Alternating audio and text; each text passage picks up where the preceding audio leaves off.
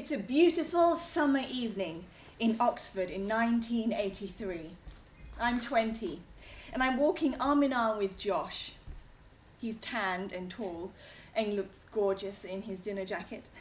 We're going to a ball, and there's a gang of us strolling up the high street, the young men in black tie and us girls in our beautiful ball dresses.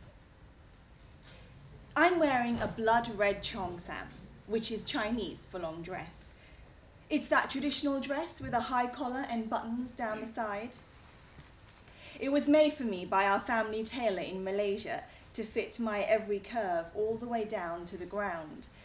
There are slits up either side, stopping just short of obscene high on my upper thighs. I'm wearing silk stockings and lacy suspenders. As I walk, the dress moves, and there, can you see it?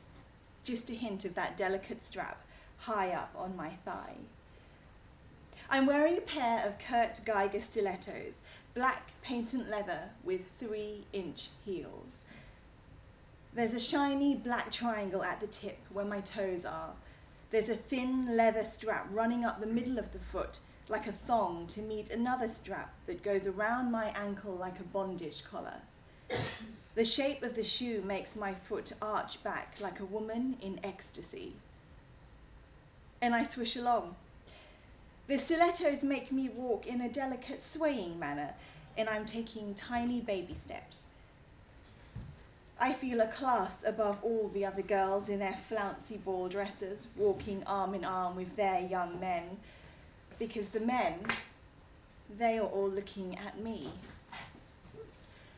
Once upon a time, in China, 1,000 years ago, there lived an emperor. He had many concubines. One of them was a pretty dancer.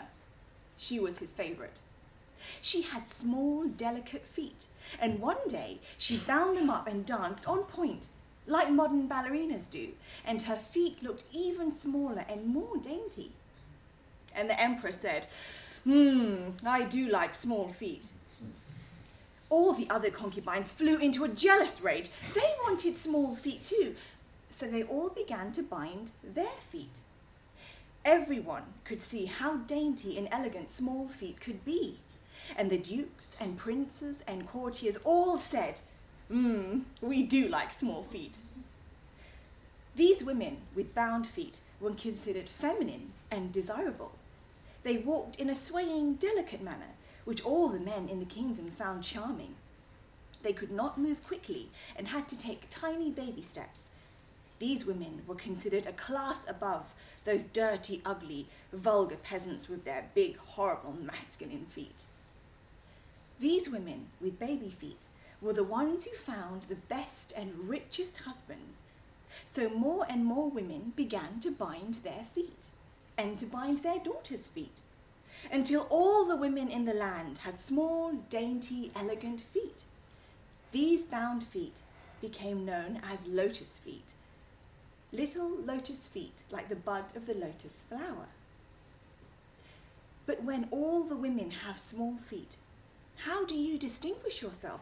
Be the special one that the prince or duke or rich man will notice, like Cinderella, and take to be his wife.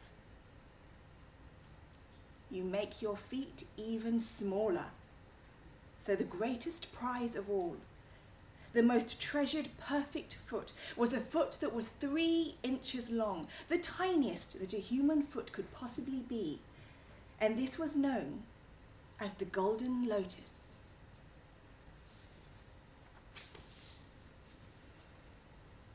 As a mother, you want the best for your daughter, don't you? You want her to have a good life and to be chosen by the best and richest husband. You look out there and see all these women with small feet, and you know it's a competitive market. So you call your daughter to you. She's 4 years old, the best age to start. You explain to her what you need to do and why you need to do it. You start gently at first. You bend her toes over and tie her feet loosely with ribbons. It hurts her, but only a little, and she must learn to go about her daily life with toes curled over. She used to be able to run and play. Now she can't. She's so small as you watch her. She hobbles slowly like an old woman, but when she wants to go somewhere fast, she crawls. And you think, she's so resourceful. But then she tries to take the ribbons off, but you chide her and remind her this is so she can find a good husband when she grows up. And she listens to you and learns what it is to be an obedient girl. But her feet keep growing. So you make the bandages tighter, and her feet keep growing as she grows taller. She is 5 years old. You slice the bottom of her foot, cutting through muscle and tendon, and you fold her foot over and tie the bandages tight. She screams, and you weep.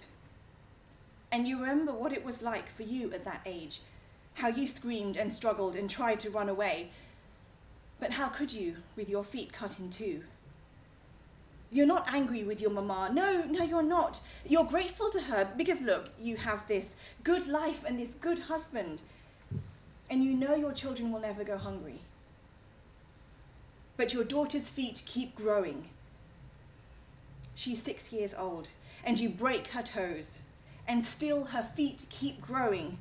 She's 7 now, and you break the bones in her foot, and still her feet keep growing, and so you keep breaking the bones and tying the bandages tighter and tighter.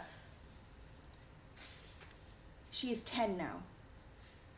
And after 6 years of this ritual, every week, every month, she doesn't try to run away. She can't. She submits. She knows the value of having tiny feet. Yes, she does. After 6 years of this ritual, every week, every month, she is obedient. She is passive. She endures. All these are good qualities that a desirable Chinese wife should have. However her husband treats her, she will endure. You feel so proud of her. And you break the bones again and tie the bandages tighter and tighter till there is nothing left but 2 tiny little stumps that are 3 inches long, the same size as your feet, the prized golden lotus.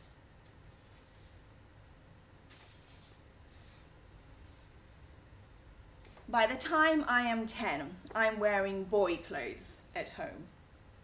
But at school, I have to dress like a girl. I have this navy pinafore thing, but it's okay because at least I don't have to wear girl shoes. I can wear my white rubber shoes, like sport shoes. There's a woman who works at the canteen at school.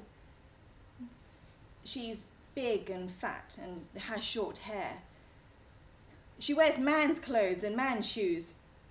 We're having lunch, me and my school friends. One of them says, "Yeah, look at the pondan, the queer. Don't go near her. I hear stories, girls go near her and she'd touch you down there." We go, "Yeah, so shameful." And the woman must know we are staring at her and laughing at her. Another one says, "Gee, it makes me sick. So shameful for a woman to wear man's clothes. There must be something wrong with her. They should put her in that hospital for the mad people, Tanjong Rambutan, and never let her out." I don't know if what they're saying is true or not, but it doesn't matter. They think it's true. All I see are the woman's sad and lonely eyes. I stay sitting with my friends. I listen to their laughter. I think about my family's disappointment and shame. Is that me there? That pondan with short hair and man's shoes?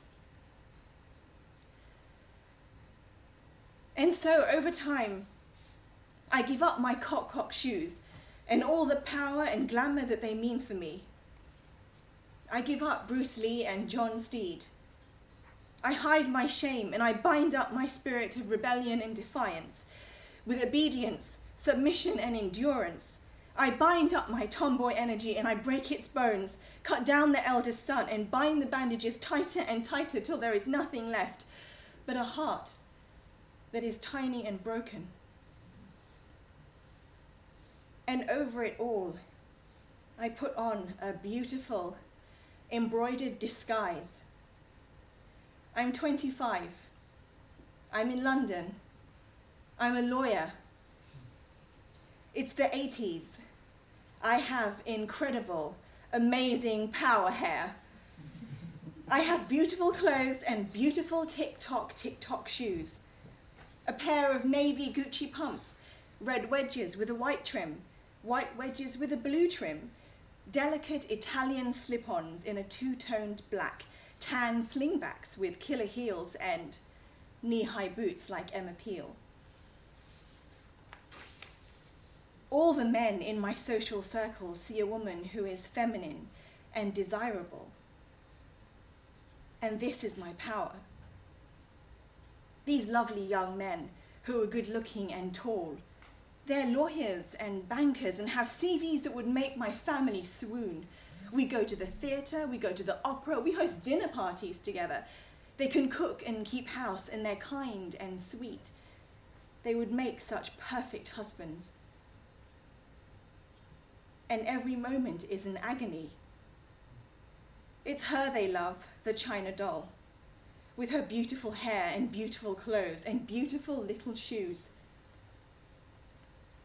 I see my life stretching out ahead of me for so many long, long years.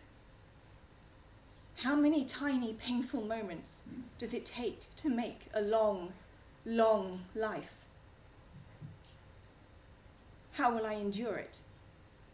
I cannot scream or struggle or run away. My world is so tiny now, bound up inside this disguise. Looking out from this broken place, I wonder, will anyone ever see me? Will I dare let anyone see me?